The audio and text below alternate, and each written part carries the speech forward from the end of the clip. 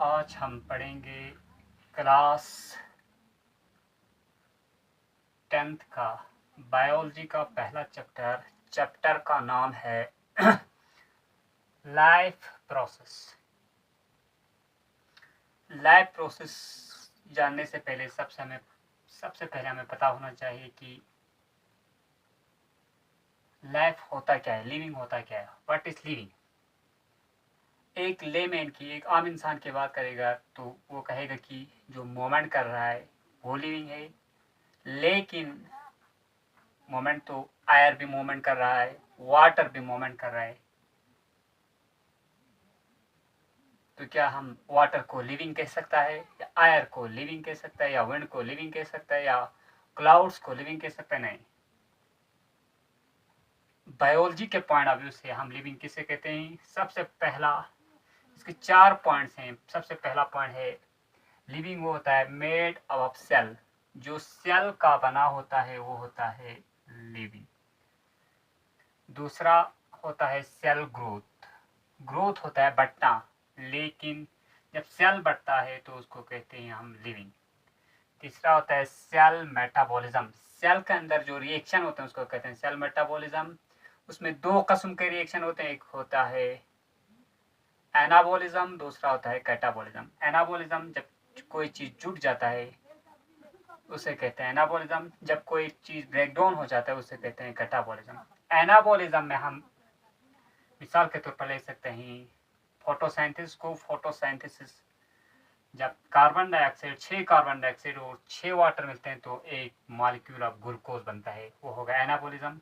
Catabolism हम example ले सकते हैं रेस्पिरेशन की, उसमें ग्लूकोज का ब्रेकडाउन करने से 6 वाटर मॉलिक्यूल्स और 6 कार्बन डाइऑक्साइड मॉलिक्यूल हमें मिलता है। लास्ट जो लिविंग ऑर्गेनिज्म का कैरेक्टर है वो है रिस्पॉन्स टू स्टिमुलस।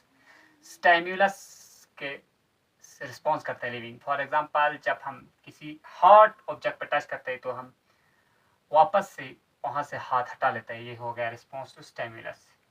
इसके बाद जब लिविंग ऑर्गेनिज्म है तो जिंदा रहने के लिए हमें फूड की जरूरत होता है। फूड होता क्या है? materials consisting essentially of protein, carbohydrate and fat used in the body of an organism to sustain growth, repair and function। हमारी बॉडी के फंक्शन करने के लिए हमें मेनली 3 चीज़ों की ज़रूरत पड़ती है, कार्बोहाइड्रेट, फैट्स और प्रोटीन्स। इन सब की मदद से हम काम करते हैं, वो किसी चीज़ में प्रेजेंट होते हैं, उस चीज़ को कहते हैं हम फूड। अब फूड के अंदर अब हम न्यूट्रिएंट किसे कहते हैं? Substance present inside food. Substance वो सबस्टेंस जो किसी खाने के अंदर होते, किसी फूड के अंदर, उसको कहते हैं हम न्यूट्रिएंट्स। न्यूट्रिएंट्स को हम कह सकते हैं कंपोनेंट्स ऑफ फूड। इसके बाद हम पढ़ेंगे nutrition. What is nutrition? Nutrition हो गया process of taking food. Food को किस तरह से लेते हैं उसको कहते हैं हम न्यूट्रिशन।